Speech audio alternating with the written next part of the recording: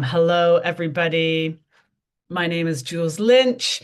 I am sitting in my home right now in the United Kingdom. Sad that I'm not able to be with everybody in Abuja, but happy that I can join you virtually.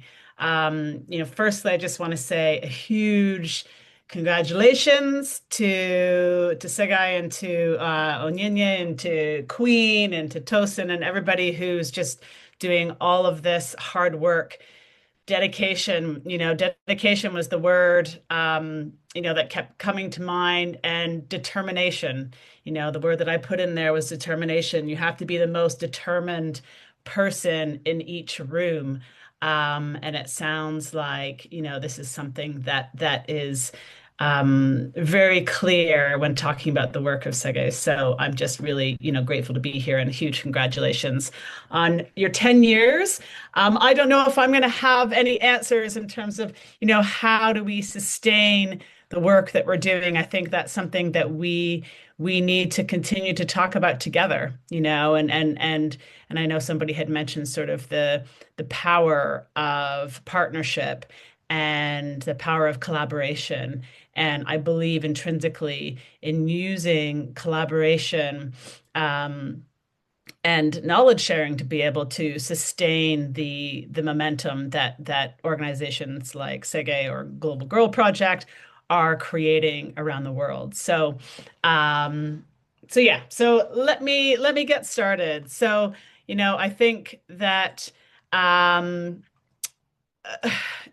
when I think actually you guys approached me um, back a couple of years ago and said, you know what, we would love to talk more about partnership. And, we do have a number of organizations that reach out to us and want to partner, but there was something about the way you described your work that just, pulled me in. And I, from the beginning, was really, really just interested to learn more about the way that you're working and why that you're working, in this way with girls and with young women. And I felt that we were very aligned. Onyinye, you said that you started Sege from really not from a place of starting an organization, but from a place of seeing something that you needed to change. And that was something I've really connected with, because Global Girl Project as well, didn't start out as an organization. I started Global Girl Project because I saw that something needed to change and wanted to see what I could do to address this change. So for us, when we first met and talked about your work, I felt quite a synergy and alignment with the work that you're doing. And I think that one of the pieces that really stood out to me as well is that at Global Girl Project, we believe very, very intrinsically that girls are not beneficiaries, that they are not here for us to provide services to, that they are leaders themselves, and that they are leading their lives, and the way that they want things to change and be in their communities. And that was something that I really connected with as well. And I think that sort of that piece of being able to train girls either through your mentorship program or supporting them being in school, and then obviously through our leadership program, there's that piece around mobilizing them to shape their own communities, and not just be sort of passive recipients or beneficiaries to the work. And that's really, really important. And so that was why sort of we said yes back in 2024. And I'm really grateful for this partnership. I really enjoy hearing about and seeing the impact that the girls are creating through each cohort that we run, and just excited for how we continue to move forward. You can go to, you're doing great with the slides, by the way. You can go to the next slide. So one of the things, yeah, that's perfect. One of the things that, I think we always have to think about as leaders and people who are mobilizing and training the next group of leaders is that, how do we make shifts? How do we shift from problems to power, not just solutions, but to power? How do we shift from the idea of girls just participating in what somebody else offers to girls actually creating what it is that they want and leading in that space? Um, and from being just heard, which is important. Voice obviously is a huge piece of the work that Global Girl Project does with our partners, but to being able to take action. So not just sort of speaking and being heard, but also then what do you want to do with that? How do you want to create change, and how do you step into a leadership role? And then I think, there's a big piece that we there's assumptions that are often made about girls globally in different parts of the world, is that, that girls are not leading.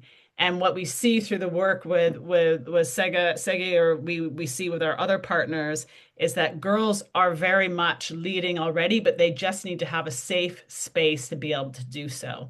So our role as women and adults in the communities is to be able to create safe spaces where girls can step into their leadership potential and be able to create the change that they're wanting to see. Um, let's move to the next slide if we can. So I'm just aware of time, so I'm going to move ahead quickly.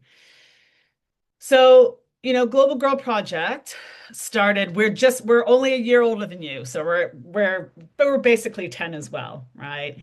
And I started Global Girl Project similarly from a place of wanting to do things differently. I was living in the US at the time. I saw that there was many opportunities for leadership training for girls in the United States, for girls in Canada. I'm originally from Canada. Um, on a global scale, but there didn't seem to be that same opportunity being given to girls who were living in the global majority, in places like Nigeria, or Uganda, or Haiti, or Nepal. And I couldn't understand why, but I started from a place of one girl. I started with an exchange program in 2014, with one girl from Brazil. And then the next year we moved to work with three girls. And the next year we moved to work with five girls. And slowly, slowly, we built up over time. But I think that Onyinye was saying that, you are never going to have all the answers. And for me, that was very true. I didn't know where we were going. And if you had said to me 10 years ago that we would be running an international organization and we'd be working in Nigeria, I would have been completely shocked, and I probably wouldn't have believed you. So I think that's an important piece to also know, is that you will never have all the answers. Somebody told me before I even started Global Girl Project is that you're never going to see the whole path, right? You just need to see the one stepping stone in front of you. And so that has been, very much true with Global Girl Project. We are still very young, even though, 10, we have some years under our belt and some experience and some knowledge, but we are also very young. But we're now working with thousands of girls throughout the global majority. We're working in places, as I said, like Haiti and Bolivia, and obviously Nigeria and Uganda and South Africa and Nepal, and we've been in Cambodia, and India, and we're now a global movement of girls and young women and organizations and facilitators that are doing leadership work and development work from a decolonial feminist space. If we can move to the next slide. So this is just a slide of our various locations of where we are, where we have been. Yeah, that's perfect. Perfect. Thank you so much. I don't know who's doing the slides. I want to thank you. I don't know who's in charge of the slides, but you're doing a great job. So, how do we do our work differently? I love this picture because I'm got the girls in their Global Girl Project shirts. They make these shirts themselves. We certainly don't make this. This is partners in Uganda, Soccer Without Borders. So it's just really, and I saw Queen. I saw you had Global Girl Project on your shirt as well. It's just really powerful to be able to see our work spreading around the world. So, how do we do it differently? We form partnerships. So, we form partnerships with organizations, like SEGEI that are already doing really, really important work with teenage girls, or already might be doing work around education, access to education, sexual reproductive health, many different issues. And we come in as 50-50 partners to bring an additional dimension to the work that you're doing. Our partnership is at the center of all of our work. We feel like we are a network holder and builder as opposed to sort of a central location. And we're really invested in the sharing of power, the sharing of knowledge. I mean, when I started Global Girl Project, I started it from this idea that, we are much, much more powerful if we work together. And, not just working together within countries, but working together globally, working, with people who are in similar situations as us to be able to get stronger and to share power and to share ideas. And so, that is the work that we're doing at Global Girl Project. All of our work is delivered locally by local facilitators, local women. It's delivered in local languages and within local contexts, but also then provides opportunities for the girls to be able to connect with each other across the world. Because I really feel intrinsically that if we can realize that we are not alone, and that there's other people in other parts of the world that are experiencing the same things as us, that want the same things as us, then we will feel more connected, we will feel seen, and we'll be able to connect to our own power and voice.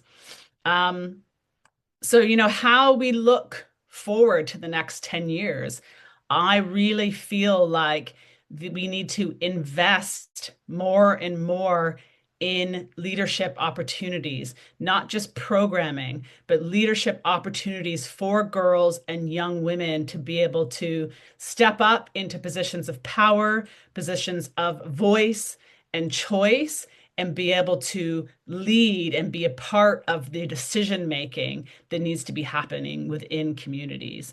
I think that we need to shift how we fund work. So much of the funding that happens globally with regards to girls is focused on funding issues and not funding power, right? It's focused on funding specific topics, but it's not focused on funding leadership.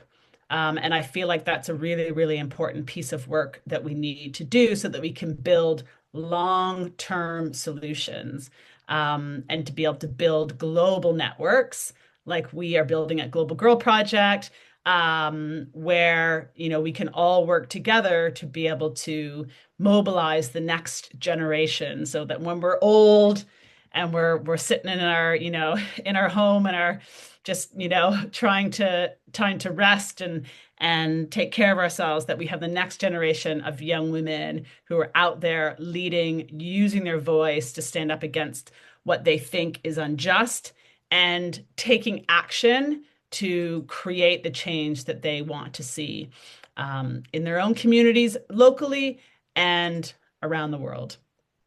So if we can just move to the next slide. There we go.